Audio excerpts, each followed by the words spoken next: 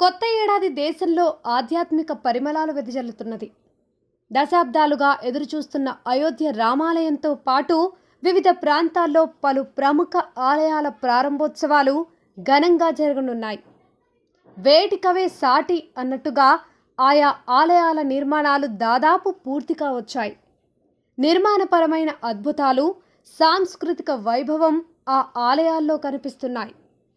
కొత్త ఏడాది ప్రారంభం కానున్న ఆ మహాలయాలు, వాటి విశిష్టతలు, విశేషాలను ఒక్కసారి చూద్దాం. అయోధ్య రామ మందిరం.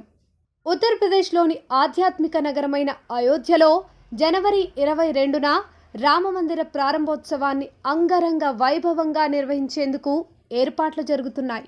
ఏ విధమైన ప్రకృతి విపత్తు వచ్చినా తట్టుకునేలా నిర్మిస్తున్న ఈ ఆలయం పూర్తిగా వచ్చింది.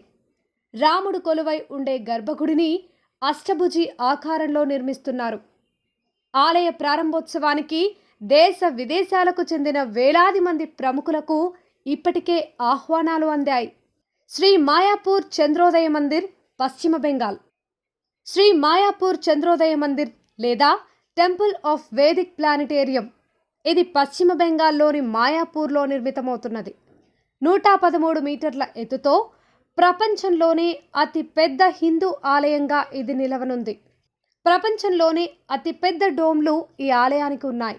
ఈ రాధామాధవుడి ఆలయ ప్రధాన మందిరంలో ఒకేసారి 10,000 మంది ప్రార్థనలు చేసుకోవచ్చు.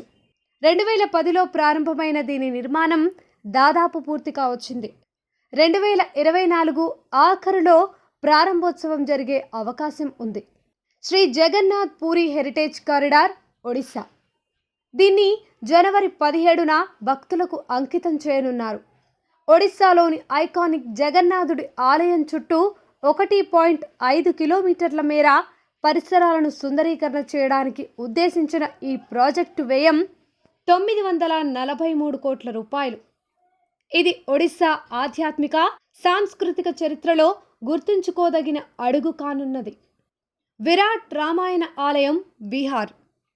తూర్పు చంపారణ్లో 500 కోట్ల రూపాయలతో చేపట్టిన ప్రపంచంలోనే అతిపెద్ద రామాయణ ఆలయ నిర్మాణం 2024 చివరకు పూర్తి కానున్నది.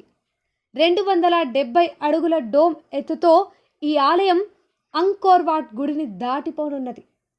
12 డోములతో కూడిన ఈ ఆలయాన్ని 3.76 లక్షల చదరపు అడుగుల విస్తీర్ణంలో నిర్మిస్తున్నారు. ఆలయంలో 33 అడుగుల నల్ల గ్రానైట్ శివలింగం ఉంటుంది.